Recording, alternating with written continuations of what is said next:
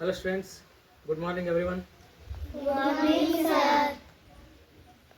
Today we will discuss about parts of speech. Parts of speech ಇದನ್ನು ಕನ್ನಡದಲ್ಲಿ ಏನಂತಾರೆ ಅಂತಂದ್ರೆ ಪದ ವಿಭಾಗಗಳು ಅಂತ ಕರೀತಾರೆ. ಸೊ ನಾವು ಇಂಗ್ಲೀಷ್ನಲ್ಲಿ ಮಾತನಾಡುವಾಗ ಕೆಲವೊಂದು ಟೈಪ್ಸ್ ಆಫ್ ಪದಗಳನ್ನು ಆಯಾ ಸಿಚುಯೇಷನ್ ತಕ್ಕಂಗೆ ಮಾತಾಡ್ತಕ್ಕಂಥ ಒಂದು ವಿಶೇಷತೆ ಬರ್ತದೆ. ಸೊ ಅವುಗಳನ್ನು ಎಷ್ಟು ವಿಭಾಗಗಳು ಅಂದರೆ 8 ವಿಭಾಗಗಳಲ್ಲಿ ಡಿವೈಡ್ ಮಾಡಿದ್ದಾರೆ. So first one is noun. What is a noun? ಈ ನೌನ್ ಅನ್ನೋದಕ್ಕೆ ಕನ್ನಡದಲ್ಲಿ ಏನಂತ ಕರೀತಾರೆ ಅಂತಂದ್ರೆ ನಾಮಪದ ಅಂತ ಕರೀತಾರೆ. ಕನ್ನಡದಲ್ಲಿ ನೌನ್ ಅನ್ನಕ್ಕೆ ಏನಂತ ಕರೀತಾರೆ? ನಾಮಪದ ಅಂತ ಕರೀತಾರೆ. ನಾಮಪದ ಅಂತಂದ್ರೆ ಏನಂತಂದ್ರೆ it's use to names of person, place, thing and animal. Noun ಇದು ನಾಮಪದ. It's used to names of person, place, thing and animal. ಅಂದರೆ ಕನ್ನಡದಲ್ಲಿ ಯಾವ ಶಬ್ದಗಳು, ಯಾವ ಪದಗಳು ವ್ಯಕ್ತಿ, ಸ್ಥಳ, ವಸ್ತು ಹಾಗೂ ಪ್ರಾಣಿಗಳ ಹೆಸರನ್ನು ಸೂಚಿಸುತ್ತದೆಯೋ ಅದನ್ನ ಏನಂತ ಕರೀತಾರೆ ಅಂದ್ರೆ ನಾಮಪದ ಅಂತ ಕರೀತಾರೆ. ಸೊ ಇನ್ನೊಂದ್ಸಲ ಕೇಳ್ರಿ. It's used to names of person, place, thing or animal. ಯಾವ ಪದಗಳು ವ್ಯಕ್ತಿ ಹೆಸರನ್ನ, ಸ್ಥಳದ ಹೆಸರನ್ನ, ವಸ್ತುವಿನ ಹೆಸರನ್ನ, ಪ್ರಾಣಿಯ ಹೆಸರನ್ನ ಸೂಚಿಸುತ್ತದೆಯೋ ಅದಕ್ಕೆ ಏನಂತ ಕರೀತಾರೆ ಅಂದ್ರೆ ನಾಮಪದ ಅಂತ ಕರೀತಾರೆ. ಫಾರ್ ಎಕ್ಸಾಂಪಲ್ ಪರ್ಸನ್ ಅಂದ್ರೆ ವ್ಯಕ್ತಿ ಅಂತಂದ್ರೆ ಏನು? ಫಾರ್ ಎಕ್ಸಾಂಪಲ್ ಪರ್ಸನ್ ವ್ಯಕ್ತಿ ಅಂತಂದಾಗ ಒಂದು ಹೆಸರು ಸಂಕೇತ, ಇದೊಂದು ವ್ಯಕ್ತಿ ಹೆಸರು. ಫಾರ್ ಎಕ್ಸಾಂಪಲ್ ರೇವತಿ, ಇದೊಂದು ವ್ಯಕ್ತಿ ಹೆಸರು. ಅದೇ ರೀತಿಯಾಗಿ ಪ್ಲೇಸ್ ಅನ್ನೋದು ಕಂಡು ಬರ್ತದ. ಪ್ಲೇಸ್ ಅಂದ್ರೆ ಗೋಕಾಕ, ಹೌದಾ? ಗೋಕಾಕ ಇದು ಒಂದು ಪ್ಲೇಸ್. ಅಂಡ್ ನಂತರ ಪ್ಲೇಸ್ ಅಲ್ಲಿ ಇನ್ನೊಂದು ಬೆಳಗಾವಿ, ಮಿಡಿಕ್ನಟ್ಟಿ, ಕೇಸಪ್ನಟ್ಟಿ ಎಕ್ಸೆಟ್ರಾ ಎಕ್ಸೆಟ್ರಾ. ನೀವು ಯಾವುದೇ ಪ್ಲೇಸ್ ತೆಗೆದುಕೊಂಡ್ರು ಅದೇನಾಗ್ತದ ಪ್ಲೇಸ್ ಹೆಸರನ್ನ ಅವಕ್ಕೆಲ್ಲ ಏನಂತ ಕರೀತಾರೆ? ನೌನ್ ಅಂತ ಕರೀತಾರೆ. ಅಂಡ್ ನಂತರದಲ್ಲಿ ಥಿಂಗ್, ಟೇಬಲ್, ಡಸ್ಟರ್, ಚಾಕ್ ಇವೆಲ್ಲವೂ ಏನಾಗ್ತಾವ ಅಂತಂದ್ರೆ ಥಿಂಗ್ಗಳು ಕಂಡು ಬರ್ತಾವ. ಅದೇ ರೀತಿಯಾಗಿ ಅನಿಮಲ್ ಎನಿ ಒನ್ ಆಗಿರ್ಬೋದು. ಏನು? Cat, dog, elephant. ಸೊ ನೀವು ಯಾವುದೇ ಪ್ರಾಣಿಗಳ ಹೆಸರನ್ನ ತೆಗೆದುಕೊಂಡ್ರೆ ಅವು ಏನಂತ ಕರೀತಾವ ಅಂತಂದ್ರೆ ನೌನ್ ಒಳಗೆ ಏನಂತ ಕೇಳಿದ್ರೆ ಬರ್ತಾವ. ಸೊ ಎಕ್ಸಾಂಪಲ್ ನೋಡ್ರಿ.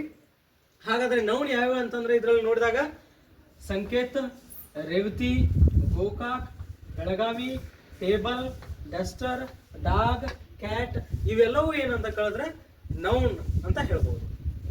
ಸೊ ಇನ್ನೊಂದು ಕಂಡು ಬರ್ತದ, ಎರಡನೇದು ಪ್ರನೌನ್. ಎರಡನೇದೇನ? ಪ್ರನೌನ್. ಪ್ರನೌನ್ ಏನ್ ಮೀನಿಂಗ್ ನೋಡ್ರಿ, ನಾನು ಬಹಳ ಶಾರ್ಟ್ಕಟ್ ಆಗಿ ಹೇಳಕತ್ತೀನಿ. It's use to instead of noun. Pronoun, what is the meaning of pronoun? The pronoun meaning it's used to instead of noun. ಯಾವುದನ್ನು ನಾಮಪದದ ಬದಲಾಗಿ ಬಳಸಲ್ಪಡುತ್ತದೆಯೋ, ಯಾವುದು ನಾಮಪದದ ಬದಲಾಗಿ ಬಳಸಲ್ಪಡುತ್ತದೆಯೋ ಅದನ್ನು ಏನಂತ ಕರೀತಾರೆ ಅಂದ್ರೆ ಪ್ರನೌನ್ ಅಂತ ಕರೀತಾರೆ.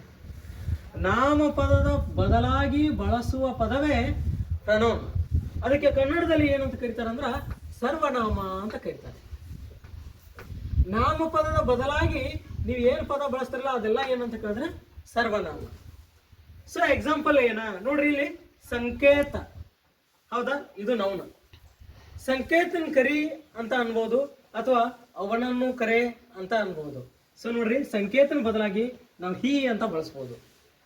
ಅಂಡ್ ರೇವತಿಯನ್ನ ಕರೆ ಅಂತ ಅನ್ಬೋದು. ಅದರ ಬದಲಾಗಿ ಶಿ, ಅವಳನ್ನ ಕರೆ. ಶಿ ಅಂದ್ರೆ ಏನು? ಅವಳು. ಹಿ ಅಂದ್ರೆ ಅವನು. ಸಂಕೇತ ಮತ್ತು ರೇವತಿನ ಕರಿ, ಅವಾಗ ದೇ, ಅವರನ್ನು ಕರೆ, ಅವರನ್ನ ಕರೆ ಅಂತ ಬರ್ತದೆ.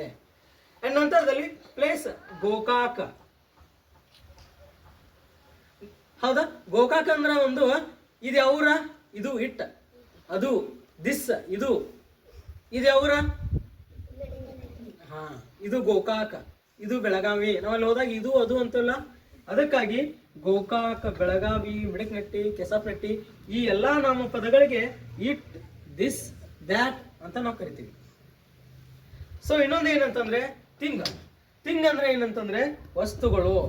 Table, duster, chalk, window, door, ಇವಕ್ಕೆಲ್ಲ ಏನಂತ ಕರಿತೀವಿ ನಾವು? ಆದ, ಈದ, ಅವು ಅಂತ ಕರಿತೀವಿ. ಅದನ್ನ ಕೊಡ. ಸೊ ಚಾಕ್ ಅಲ್ಲಿ ಇರ್ತದ, ಅದಕ್ಕೆ ಏನಂತ ಕರಿತೀವಿ ನಾವು? ಅದನ್ನ ಕೊಡು ಅಂತ ಕರಿತೀವಿ. ಅದಂದ್ರೆ ಯಾವುದು? ಚಾಕ್. ಚಾಕ್ ನೌನ, ಅದಕ್ಕೆ ಏನಂತ ಕರಿತೀವಿ ನಾವು? ಸರ್ವನಾಮದೊಳಗೆ ಅದನ್ನ ಕೊಡು ಅಂತ ಕರಿತೀವಿ. ಅದಕ್ಕಾಗಿ ಟೇಬಲ್, ಡಸ್ಟ್ಗಳಿಗೆ ಸಹಿತ ಇಟ್, ದಿಸ್, ದ್ಯಾಟ್ ಅಂತ ಕರಿತೀವಿ.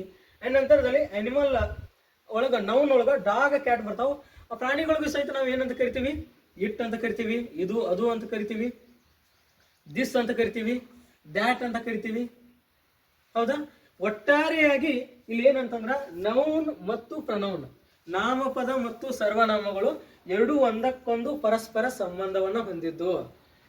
ಹೌದಾ? ನಾಮಪದದ ಬದಲಾಗಿ ನಾವು ಸಾಮಾನ್ಯವಾಗಿ ಮಾತನಾಡುವಾಗ ಸರ್ವನಾಮವನ್ನು ಬಳಸ್ತಿರ್ತೀವಿ. ಅರ್ಥ ಆಗ್ತದಲ್ಲ? ಸೊ